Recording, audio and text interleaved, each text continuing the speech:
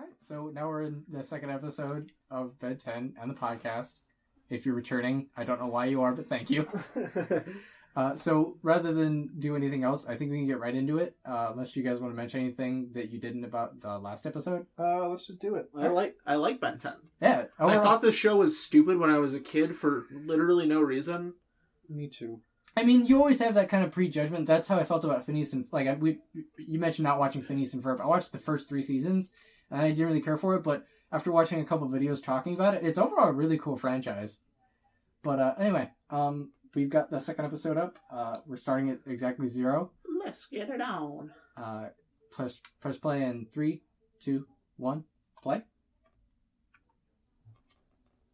Set phasers on fun, Miss Tubsy. Also, enjoy a lot of the... there's a lot of smaller touches within the animation of the show. That, like, you see a lot of the small little flares and heat blasts, like lava lines.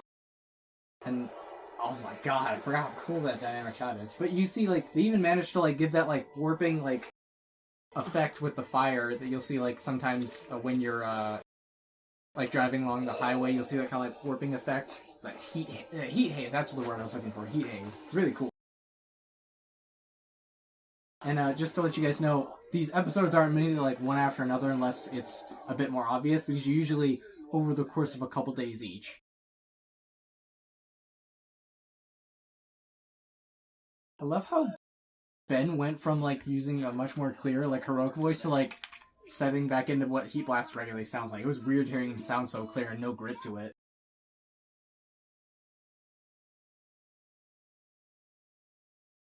That's smart. So that's some Larry Lawton tech right there.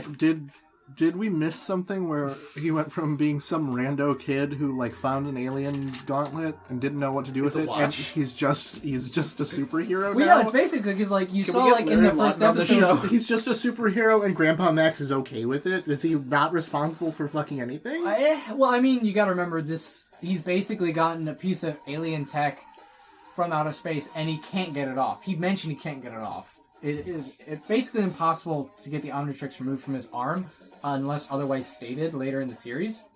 But, like I mentioned, there've been a couple of days in between the last episode and this episode within the universe of Ben 10 to where he's gotten a little more know-how with the aliens. No, we know he wants to be a hero because we saw it within the first episode when he tried to save that kid, but then he got him and the other kid hung up by their underwear. Also, we're probably not going to be able to skip the intros like we used to because that would offset the amount of time when people try and sync this up. But overall, it's a shorter episode, short intro. And also, something I really like is... Oh my god, is that Hot Streak? Oh, it does look like Hot Streak. Oh my god. It's like the same outfit almost. He just needs the soul patch. And like the half Super Saiyan hair. Grandpa Max, you can't use asbestos, it's not the 1950s. I always enjoy when they completely, like, deflame his head because it's just a nice little detail.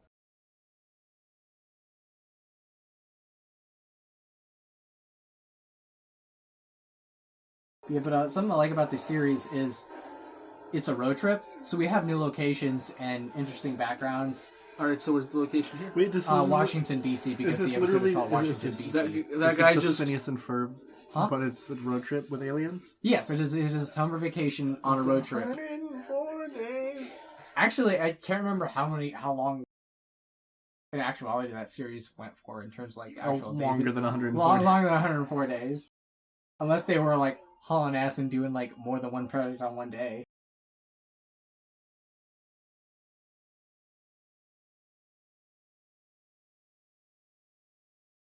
What are you doing? I'm trying to chill. Hey! It's just again! Get the jewels! Where's my jewel? It sounds like you're about to die. Also, I love how the cop came out with a taser.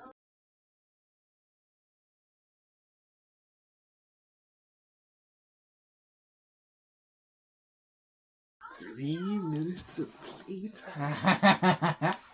I also love how, like, the cop gave a legit response of, "Kid, what are you doing here next to these criminals that just robbed a bank? You're gonna get hurt. Get out of the way." These dang criminals. These criminals every goddamn place. There's a criminal every goddamn place. That almost sounded like the Half-Life soundtrack. Oh my god. We both realized that at the same time. Ah, it's my favorite villain. Wait, that's that guy from BTAS that showed up, or... Bro, that's that guy from, Powerpuff Girls. Oh, you're saying he looks like one of the Gangrene Gang? Yeah. You're saying he looks like Ace if he got, like, aged up with, like, gray hair? No, that is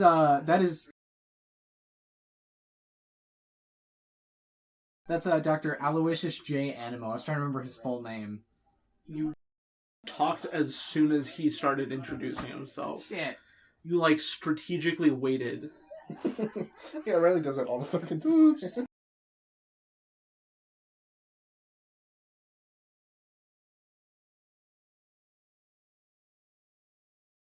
Also, with the title like Washington BC, I think you guys know where this is gonna be headed. And Alex did see this like a year back. Bro, it's like a Ben 10 alien. Yes, it is, Alex. Frog with horn and extra eyes and black lips. Or rather, you're in a frog's throat. Alternatively, shut the fuck up. Oh, he's covered in the goo. Yeah. Spitter goo. Oh my god, I can't think of how many times you've seen that trope in cartoons where like someone gets swallowed and immediately spat out and they're just covered. I mean, if you got swallowed and spat out, don't you think you would be? Yeah, but at the same time, I just think how gross that would be. But I think the only time I've seen that outside of cartoons was like the furthest situation you can go through was in Men in Black at the end when they both basically got eaten by Tommy Lee Jones got eaten by that alien, and then Will Smith blew it up, and they both just got covered in bug guts. And Will Smith looked just as grossed out in real life when he actually had to get that shit put on him as he did in the movie.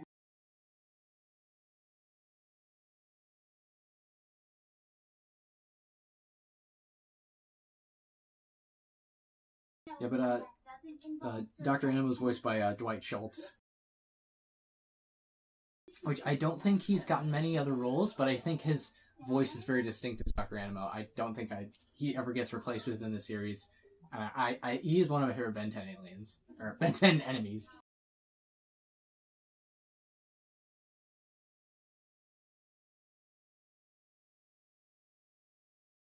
When you guys ask me, like, what's my least favorite Ben 10 alien next to Stingfly is Grey Matter. But that's not because he's a bad alien.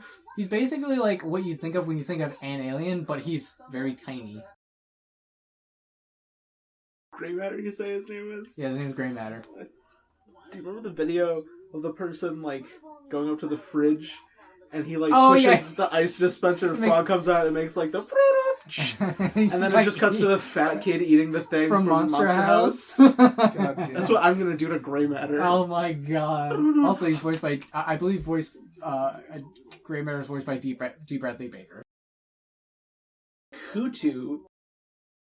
Cereal. Also, that is a recurring thing in Ben 10 is his love of the series Sumo Slammers. I see. Which is like an in-universe cartoon. Is there going to be a crossover with this and Super Duper Sumos? I doubt that. I don't even think half the people listening to this podcast, if there are people listening to this podcast, that know what Super Duper Sumos is. Oh, Grandpa Max has like a weird non-chowdering effect on his shirt. Oh, yeah.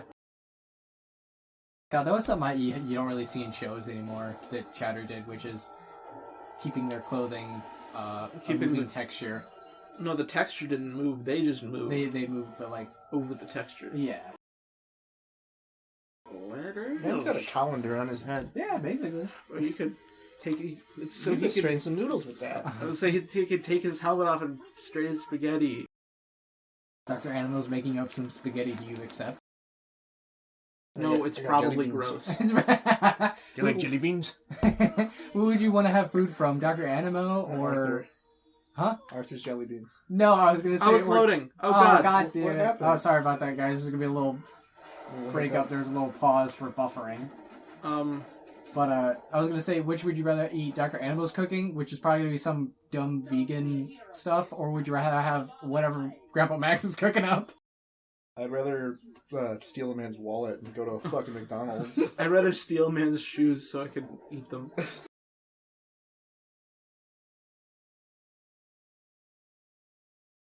I also love that it's a small thing, but Dr. Animo is basically just having a lot of different, like, animalistic stuff into his design in terms of his equipment.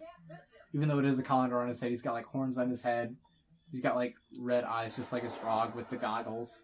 Yeah. He's kind of got, like, a... Because of the fact that he's using something located on his chest as a dial, it's like technology. It kind of reminds me of, like, Dr. Octopus in a way. Yeah, a little bit. Dr. Octopus. Oh my god, Dylan. You just made either half the people on the podcast feel old or very, like, wondering what you're talking about.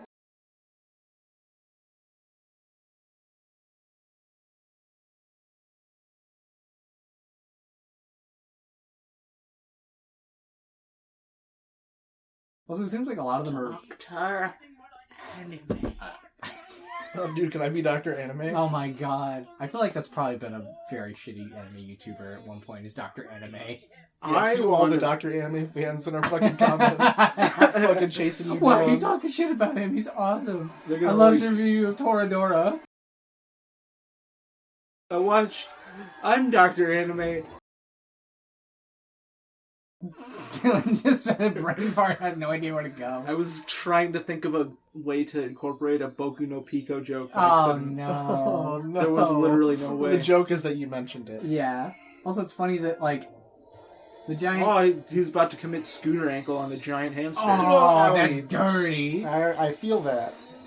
What I was gonna say is, I love how the hamster gerbil thing and the frog look like actual, like, oddly evolved, but there's just a giant cockatiel, which is just a giant cockatiel. It's just bigger. Well, because they're practically already dinosaurs. Well, I was just saying, because cockatiels have no more evolution to make. They are They are the ultimate predator. They are the apex predator. I also like that Ben learns how to sometimes take the situation on without his watch, although he still uses it as a crutch a lot. Is it a crutch if it's, like, what his entire character is? Well, I mean, yeah, that is true. It is him as an entire character, but he always has a heroic personality and values. Bless you. I can't wait to edit that later and have to deal with how loud your fucking sneeze is. If you fucking do it again, you're off the podcast. Well, if I... yeah, am I about to get redacted? You're about to get recast. I'm just gonna find someone else. Yeah, he's got, like, weird, like, chowdering on his shirt. Oh, that is weird. I never know. It never does that before. That's so weird. It looks disgusting. That looks like a CG effect they used to tilt it. That's The shirt dances as he does. Also, so graceful. just like how we had Justice League Unlimited use some 3D models in the show, except Justice League Unlimited sometimes they didn't look that great. They do use a 3D model for the van is called the Rust Bucket. The nut bucket. Not the Nut Bucket, the Rust Bucket. And I know it's modeled after like a 1980s GMC Euroliner van. You don't have to Badlands chug that fucking Dr. Pepper, dude. I'm wondering if your chugging is going to get picked up on the mic. It's Dr. Pepper. It's going to burn your throat.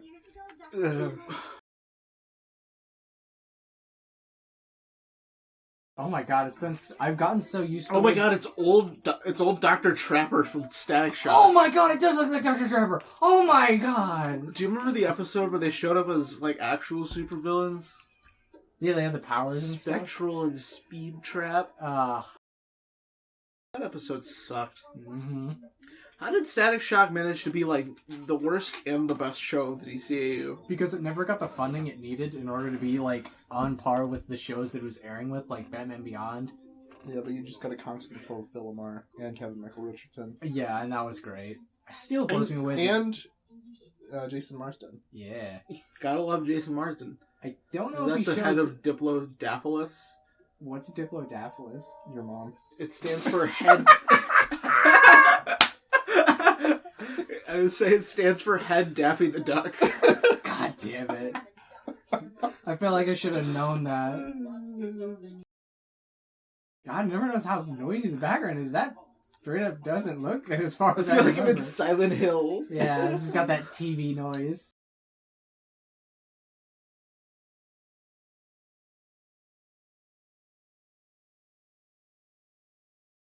This is kind of topical because wasn't it recently they found like a woolly mammoth like intact in icebergs because they've been melting due to global warming in like some country in like Scandinavia or Iceland. They found a way to reverse engineer elephants into woolly mammoths. That'd be dope.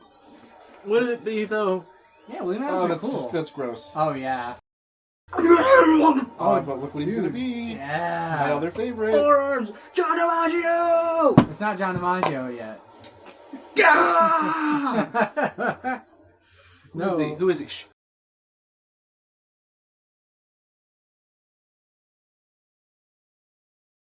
Forearms is like one of Ben's favorite aliens because he's just strong and he can beat the problem up.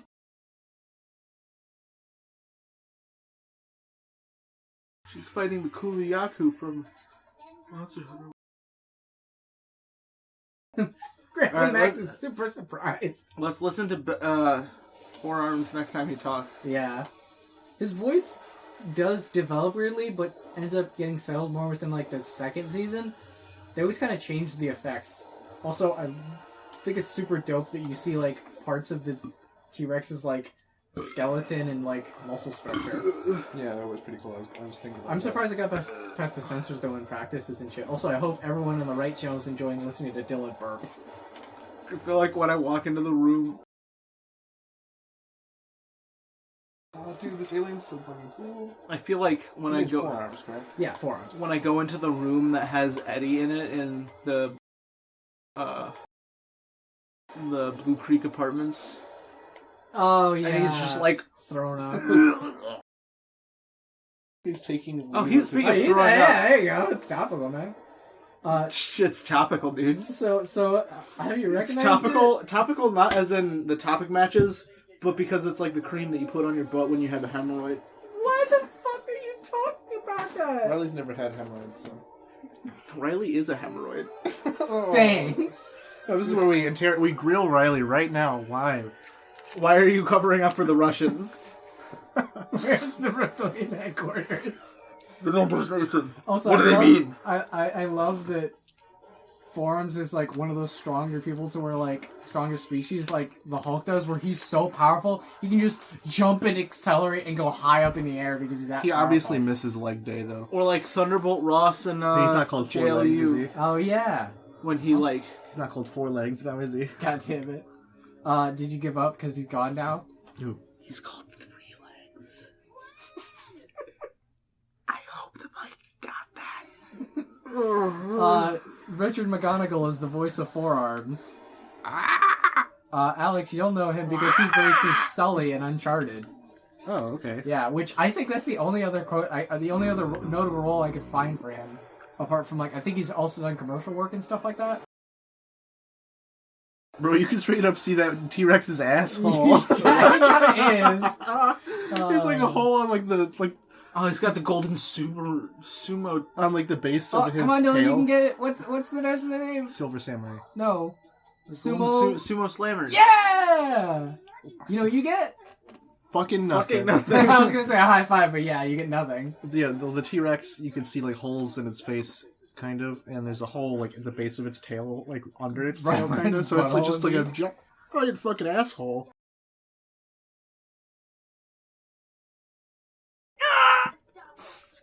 I realized I was like gonna mess it up because the last time we tried to play audio into the recorder, it gave it like a weird digital distortion. You know, we're gonna have to scrap this episode and try it over again. No, it's fine. Wash it from my brain. Let me see it once again. Although I just realized that this was in 2006, so you got those old ass brick phones, not brick phones, but like... A phone would not have broken from falling from that height. Yeah, those Nokia Let's be phones. realistic Oh, here. here we go. Oh, is he gonna be gross? Oh, yeah. Oh, he's gonna be... Alright, this is fucking cool. Riley, why'd you lie to me and tell me the show sucked? I didn't say that! Wait, I thought he was going to be Stinkfly. That is Stinkfly. So what the fuck did they do for his Why? Why did they redesign him to look so not Stinkfly? Dylan's referring to the Stinkfly redesign in the newer Ben 10. Have you seen it, Alex? I think you showed it to him. Where's the Stinkfly? Is it? Hear it! Hear it! Is it Beast Boy? But you need to hear it. Is his name Sipes or something? Yeah, Greg Sipes is who you're thinking of, but listen. Also, there is that Gwen screams so much in this series.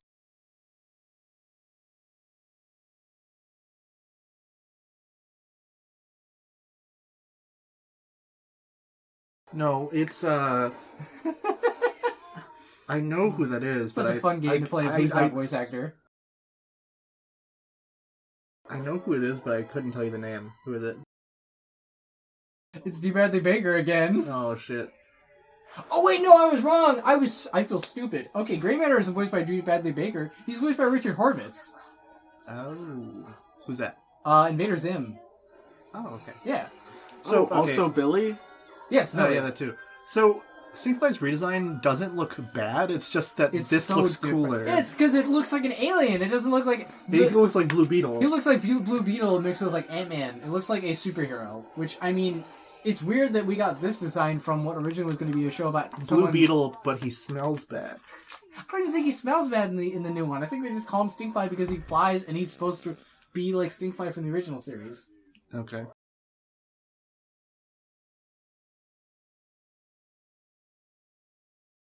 Funny how we went from rewatching the first episode of BTAS with a scientist to Ben 10 now has scientists, although this is the second episode.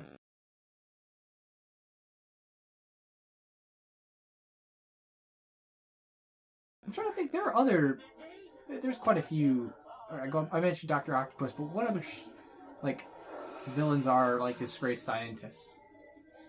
There's Dr. Langstrom, Doom? There's Dr. Doom, Kirk Langstrom. Well, Dr. Doom isn't a disgraced scientist because he leads a whole country as well.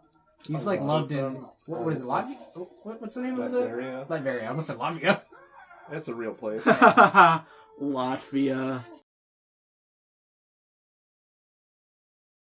Yeah. I would say that the reason I don't like Stinkfly is because he's overall the one that's not used as much in the original series, as far as I remember. And all the original aliens, he's probably the least useful. I like his head design. It's kind of cool. Yeah, I like the fact that he's got 4 eyes on his head, but the Omnitrix dial is the faceplate, so it still makes it look like he's got eyes because his mouth is right there. He shoots the pea soup from The Exorcist. Oh yeah, split pea soup, your favorite. Have you guys watched Exorcist 3 yet? No. That's gonna be fun. I watched First Exorcist, and it wasn't scary. That's dope. Really? You didn't think it was scary? Well, I wasn't scared by it. Well, I mean, I'm 18 and I'm not Christian. well, yeah, back in the day it would scare Not even you. religious. But back in the day it would scare I'm Jewish. Back in the day it would scare you more, especially whenever there's a horror movie like Psycho, if you look at that, you have to look at it in the aspect of when it came out. Well, yeah, I can see why it was scary. I could appreciate it, but a lot of good, and the performance from Reagan, I can't remember her voice, her actress is Linda Blair. Is it didn't scare me not one bit. But you liked it. Yeah.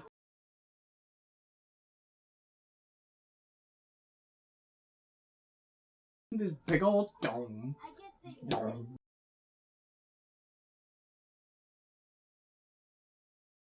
Oh, wow, this is one of the few times you actually see Gwen and Ben.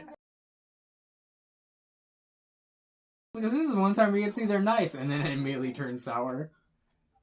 I think you guys probably like that episode way more than the first one, but that's because we got to see more aliens and stuff. Riley thinks that's what having siblings is like. Oh, they're not siblings, they're cousins. I know. Trust me, I've heard from multiple people that I would not want a sibling. If you want to know what I wish Alex was never born. I wish Dylan was never born. If you want to know what having siblings is like, I simultaneously think that Dylan is my favorite person on this planet, but also the person I hate the most.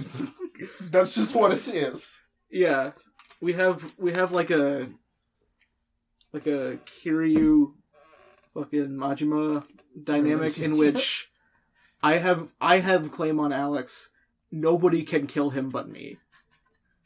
You didn't come into the world with him because you weren't born at the same time. But were we? Dang. You look young for your age. Oh, I thought you were about to try and fart in the microphone. No. But did you guys any thoughts on the episode? I thought it was really cool. I liked Animo. And Did you say Animal or Animo? Animo. Okay. I liked the dinosaur. Yeah, I forgot the last bit where I really liked Forearms. Forearms is really popular. I would say he's the one you're honestly gonna see a lot of, and I think you're gonna be happy about that because he's overall a really popular Ben 10 alien. I swear to God, Dylan, you're making this 10 times harder to edit.